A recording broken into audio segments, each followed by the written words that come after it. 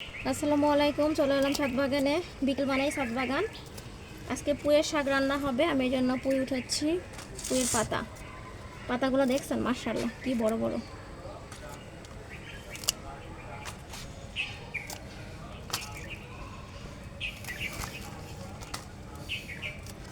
আমার হাতের থেকেও বড়।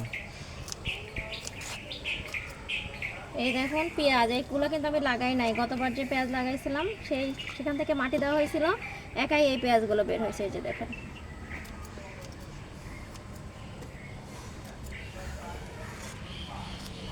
এখানে নেই। এই যে নিচের যে এই পাতাগুলো কিন্তু নষ্টই হয়ে যাবে, তার থেকে এখন যদি আমি খেয়ে ফেলি কাজে লাগবে।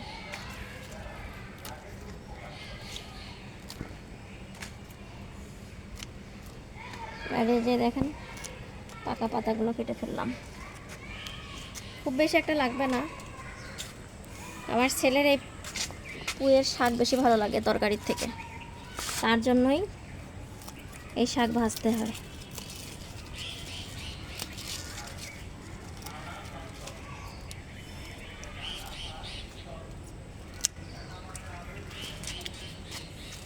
এখান থেকে নিব না অন্য কাছে যাব। এই পাতাগুলো কেমন যেন মরা মরা হয়ে গেছে। চলো অন্য কাছে যাই।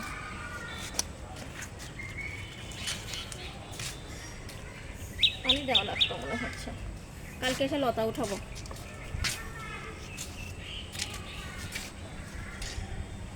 এই পুঁইয়ের গাছগুলো উঠিয়েই ফেলবো। এখানে লাউয়ের গাছ লাগাবো, তো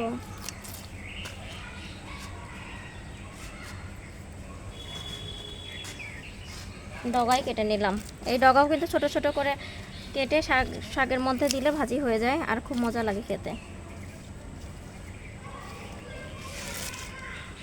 এটুকুই হবে তো না? এটুকুই হয়ে যাবে। আসলে ড্রাগনটা উঠাই ফেলে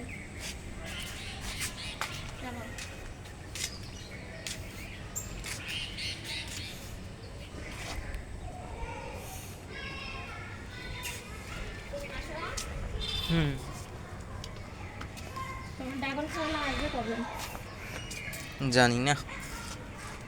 এই যে দেখছেন, আবার আপনারা ভাববেন না যে প্রত্যেক দিনই ড্রাগন দেখায়। আসলে আমাদের কাছেই দেখান। একটু দেখাও।